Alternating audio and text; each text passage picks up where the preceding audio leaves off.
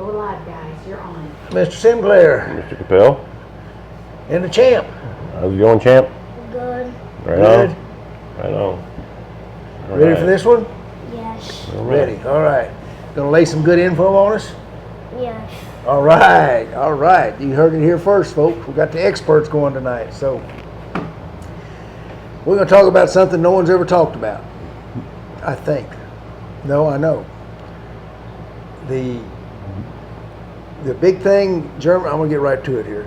The big thing, if you're getting a Rottweiler, if you're getting a German Shepherd, if you're getting a Malinois, don't need it. Breeder will tell you, don't need any training, right, Scott? Natural Dobermans, Automatic. instinct, That's all you need. all you need. Shit. So there's one problem with that. Yes, dogs are naturally territorial. Mm-hmm. They protect their area, but their concept of protecting and our concept of protecting are two entirely different things. So you get one that the champ's working and they see her like she's this lively little challenge and they want to reach up and stop her. It's a little fight between the two of them, right, champ? And then if she moves right, she'll let them come in and get a bite, and it's great. But then Scott will come in and he'll walk up to one and he'll walk up real slow and he'll be kind of threatening, and that's kicking into defense, right? And if a dog is actually protecting his territory from a strange sight, he's not going to be triggered into prey drive. Right. Going to be in defense, right? Defense mode, yeah. And the reason we train all these dogs in prey drive, we try to get the prey drive monsters, we breed for it, is because they'll just go grab anything that moves. Yeah. In defense, what, Scott? Not so No, much. it's like fishing. He's casting the bait. You're the fish. He's bringing to you. You're coming to him. Yeah. He's got his cunning sense of watching what's going on. He knows what he's got to protect. Right. He's not going to blindly jump out there and just bite something. Right. There's a reason. It's all, tactical, we would say. Yep. I think it's tactical because It is. he's pre-planning his routine. Right. Or what's happening, what hormones are going through his body, Right. what's being lit up. Being lit up. But there's one problem with that. When they're in defense, I forget all the exact hormones, but once they kick into in prey drive, it's pure adrenaline going forward. In defense, it's I forget it. Anyway, in defense, it's not just a propelling drive, it's a pure survival drive. So there's two options. This is where the untrained Rottweiler, Doberman, Malinois, whatever, is going to get someone like the owner hurt. What would you say the chance is? 50-50? Maybe. 50 to fight? 50 for flight? Yeah. Or is it more 20 fight, 80 flight? Or does it depend on the dog? You don't know. Right. Right? Exactly. Good way to put it. Yeah. Until it's maybe too late. Yeah.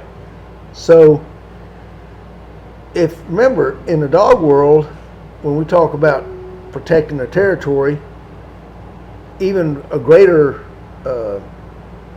goal is to save your butt. So if dying for the territory is an option versus getting the heck out of there, they're going to get the heck out of there. Unless they're trained to go to the fight mode no matter what. That's where training, and like Scott said, you never know. It could be 50-50, could be 75. I'm talking about the precursor to this, what you said about telling you a dog is natural. Right. It is natural. It's natural to run away too. That's right. That's right. I mean, So. Yeah, and you don't even have to practice that. No, that's easy. I'm That's the easy gone. part. See ya. Yeah. So what is the one biological, maybe a drive thing that it takes to get the dog to always choose fight? Is it possible to get a dog trained to get a dog who naturally chooses the fight and is less likely to choose flight? So this will take some explanation if y'all will bear with me. So, I did guard dogs for 20, 30 years and got to see a lot of stuff. And Bart's 9 years old, so it took me about 6, 7 years to get Bart. So about 15 years ago, I decided I was going to be a breeder. And it's like a whole new world. Mm-hmm. Bart, this Western Shepherd project has shown me things I would have never thought possible.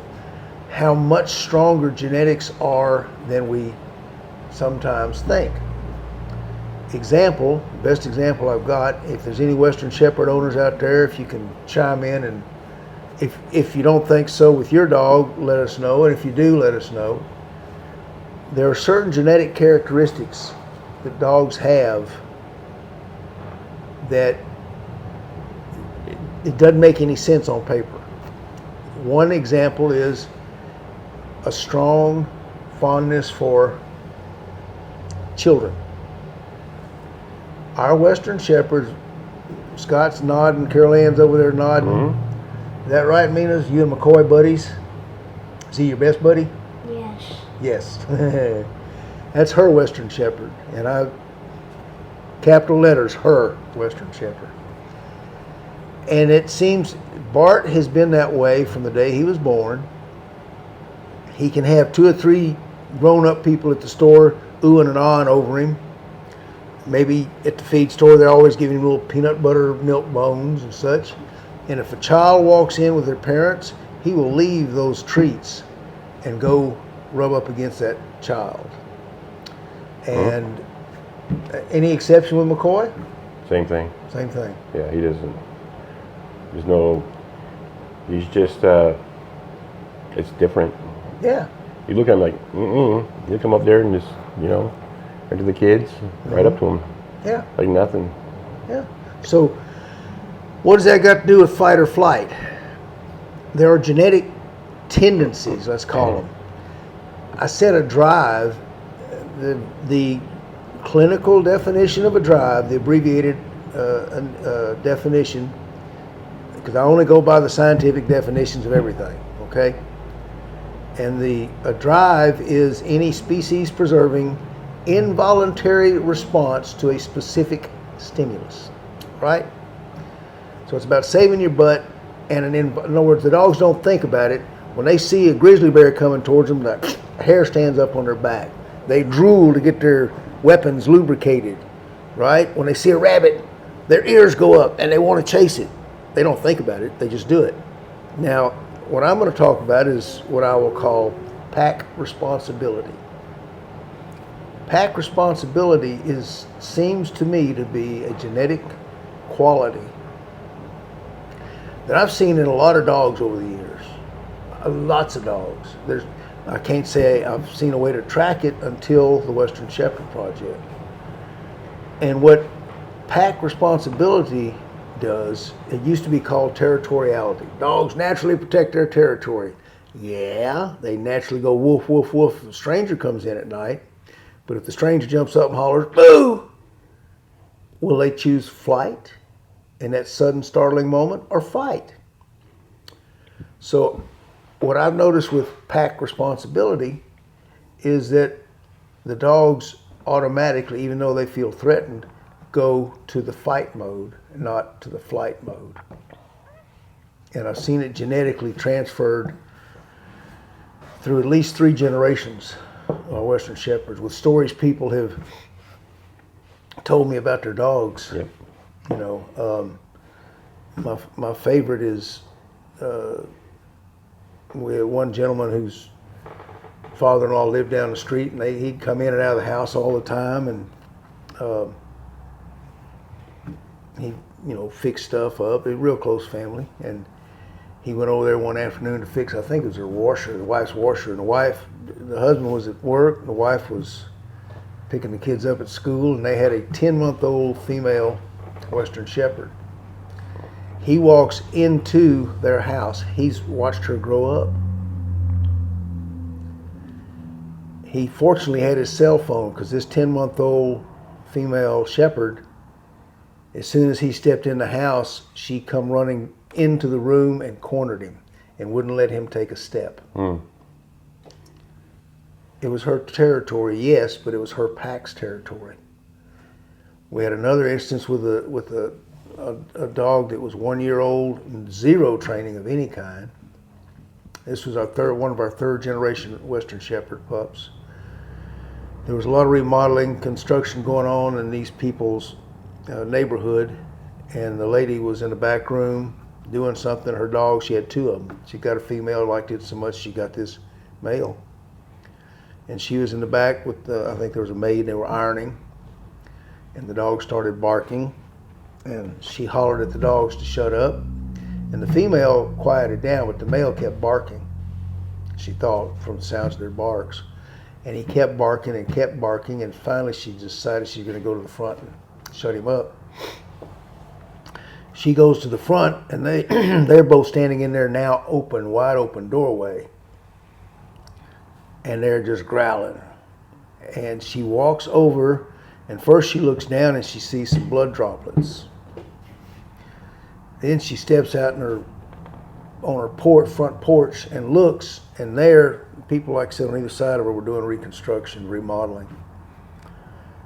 There, right in the middle of the street in front of her house, was one of these construction workers, and he looks back at her, and the dogs are growling at him. And this man looks back at her now that he sees her stepping out in front of the dogs. And all he does is he raises his arm like this and hollers at her, "You dog, he beats me. You dog, he beats me." The man had come into her house. No one knows why. Because that 12-month-old dog with zero training chose fight over flight. Mm-hmm. And there's half a dozen instances of this. That is what I have called for years, after a couple of years in the guard dog business, a sense of pack responsibility. There's two things that I look for in a potential security dog, protection dog, guard dog, whatever you want to call it, but a dog at a high level of proficiency when it comes to the martial arts. First is pack responsibility, and second is what makes any athlete a great athlete, and that's a sense of competition. That's a drive to be the best. To win. To win. No matter what the circumstances. You're going to win. Yeah. And those characteristics are you can recognize those characteristics with these dogs. I'm talking strictly from an educator point of view, but I've come to see, without even taking a bite, the way a dog will stand his ground. Right. We got some come out here that are pretty competitive, I'll tell you that. Right. And in the home scenarios, we did some home scenarios with these dogs. We talked about last week, first timers. Once they got the go ahead, the green light, it was boogity, boogity, boogity. Yeah. I'm telling you. Yeah. Yeah. And I know Scott's been a competitive hockey player and always been real athletic. There is something in all athletes that makes them want to be the best. I would have never thought that would be a genetic quality you could breed down the line. But Scott, you've probably worked 25, 30 Western Shepherds now? At least. If not more, but. If not more. Yeah. Have you ever had one that didn't crank up? Think honestly. Had a couple, but it wasn't due to the dog. Oh. It's the dog's environment. The way they were raised. The way they're raised. But it didn't take long. Big dog coming out, it might take, the levels we work these dogs at. 95% of those dogs, by the second session, they're figuring it out. Right. Now, some are harder than others. Like I said a long time ago, you get 10 dogs, you get the top, you get the bottom. These dogs are top and middle. There's yet to be one that won't get it. Even with a flirt pole, when we test them out when they're puppies, and test a lot of dogs, okay? We want to see if our dog will do bite work or protection training. We're interested. Right. Well, we got to proof the dog. We need to proof that dog. So we get out there with the flirt pole and do what we got to do and after the third swing, you'll know if that dog wants it, or if you got to work with him, or if you have nothing to do with it. And I'm talking at the right age, basically. You know, I get puppies coming in here. What? 18 weeks. Yeah. You know, that's. I don't recommend that. You know. Not really, no. But you know, let's go 8 months. Let's say 8 months. Right. And all the westerns coming in after 8 months, and even the puppy we had. Well, after Butch breeds them, and they have litters, they have classes here, puppy classes for the dogs, to help the dogs along, and the handlers and the owners to learn about the Western Shepherds and what the do's and the don'ts are. And during the last 3 or 4 sessions, we'll start doing some flirt pull work and see who'll take the sack and whatnot. And like I said, over 90%, they're coming. Yeah. And the other 5%, 10%, they'll come along too. Yeah. They know. It's like it's genetic. It is genetic. It's built into them. Right. So if you're, I guess where I'm going with this is, the most common belief is that a protection security dog has to have all this prey drive, and that's all that makes it. Well, there's more to it than just the prey drive, because in prey drive you never know if something's really scary while a dog's in the middle of the bite. If his hormones switch over to defense, that's you see in the Schutzhund now, like IGP trials where they strike the dog, and I hear lots of reasons why they see if the dog can take stick hits and all that. You know, the way they apply pressure is they're applying pressure, and that is a test what they're doing. Right. But you know, I'm just saying they're applying pressure. Yeah, and that's the whole purpose. Originally, when Schutzhund first came to this country and I first got involved with it, they had a twisted reed stick as a switch, and when that dog hit, they whacked him. And I mean, I'd seen dogs leave the field with welts on them. They whacked them. And the reason is to see if they change them from prey drive to defense with sudden pain, will the dog kick into flight and quit the bite? Simple as that. Just a real practical test. Now I see all these people, especially with the American bite sports, they don't even hit the dog. They just walk around. I've never understood why they do this, but they just take a stick and they just wave it over their head. It's a light pressure. Is that light pressure? It's a light pressure. I guess it is, yeah. I mean, to see the dog will flinch, because we'll start them out like that. You know, there's some that are to advance to that level where you start adding pressure to the dogs. You go ahead and you start using your whip. Well, that's how you'd start it, sure. You know, just go over the top and you just see what the dog will do. Does he flinch? Does he want? And you're building confidence also. Right. You're building fighting the dog. Some dogs like it. They want more of it. It lights them up. Some dogs, it takes a little longer. And that is a good start. Yeah. But the point is, all those maneuvers, techniques come from Schutzhund, original Schutzhund. And the purpose was to switch them from prey to defense to see that very thing. Will this dog choose flight over fight? So a long time ago, when Schutzhund was way different than it is today, not as sport oriented, that was a realization that the Germans had. I love that cold air. Oh yeah, that a protection dog needed. They needed to know if he would kick into flight. So that's a real problem with an untrained dog. You never know. You never know. And if you want to make sure they're going to choose the fight over the flight, you look for that dog with this sense of pack. My life and my pack's life depend on me stopping this person, and I will not fail. Right, and there's a lot of, and you said we're going genetics here with this, right? Basically, we're talking about for the pack. Not every dog is created the same. Good, right. Any dog can bite. You get a Jack Russell to bite the hell out of you. Oh yeah. But dogs that have been bred shepherds, like man stoppers, then it's bred into them. Yeah. It's not. It's genetic. That's right. It comes the whole line from the first set of pups that come out when the dogs were created. Right. Created. Well, they work is like Gobies they're mutts basically. They're well-built mutts. Yeah. Shepherds are shepherds coming through. Central Asian shepherds. You got Malinois, Taverns, you know, they're all built a certain way. From point one, the breeders back in the 1800s and even before that, even those Roman dogs, Oh yeah, yeah, like they looked at it's genetic. exactly. The dog didn't cut it. That's why even Shih Tzu was created, to take a dog to breed. Right. It was all about breeding, To pick the best. genetics, and it runs through all dogs. It all comes from the wolves before man was even around. That's right. It comes from the first dogs around. That's right. So Now it's all it's been done now. It's been filtered out through so many species, breeds. I mean, yep. they also have it, but like I said, certain dogs are built for it, and all dogs can bite. All dogs have a purpose. Trust me. Obviously. Ask him about that. Jack Russell about 15 years ago got a hold of him.